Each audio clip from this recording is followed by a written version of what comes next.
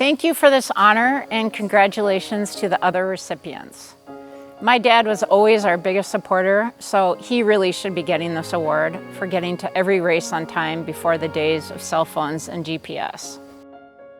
And thanks to my favorite Blake teammate and first Hall of Fame recipient, Allison Townley.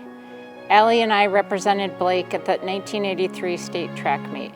I competed in the 1600 and the 3200, and Allie competed in the discus and shot put. Combined, we considered ourselves a pretty badass duo, back then and today. I started 9th grade in a full leg cast. The only exercise I could do was chin-ups, so I would spend Bob Smith's gym class on the chin-up bar. One day, Dan Danielson introduced himself and said he was putting me in a race as soon as I got my cast off. I could barely finish the race, but a year later, I was headed to junior nationals. Dan had a lot of faith in me, which was really important after a difficult freshman year. Gary Lee started coaching track my senior year at Blake. When I met him, I had just come back from a national race, and I was feeling a little defeated by having competed on a bigger stage than high school sports.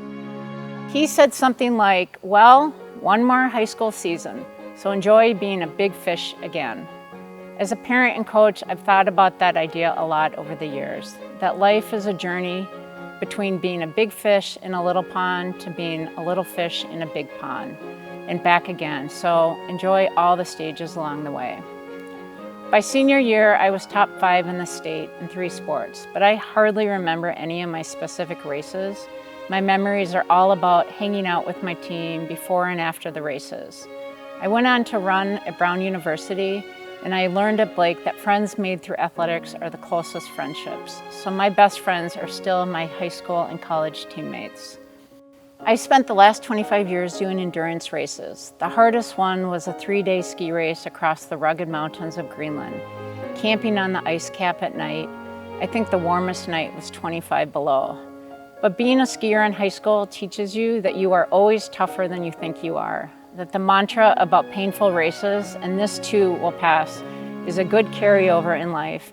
And Dan Danielson's favorite, there is no such thing as too cold weather, only inadequate clothing.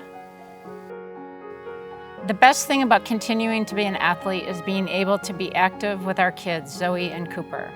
From a 300-mile bike trip when they were 5 and 7 to state high school championships for each of them, we've had a life well lived through a family love of the outdoors. I've been coaching at Southwest High School for 8 years. Our boys' Nordic ski team won the state meet this year.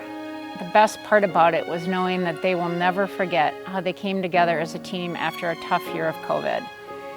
I told them before the race, you will forget most of your individual performances from high school, but you will never forget what you achieve as a team. I am very grateful that I had such great coaches at Blake, and they inspired me to do the same for other kids. Thank you very much.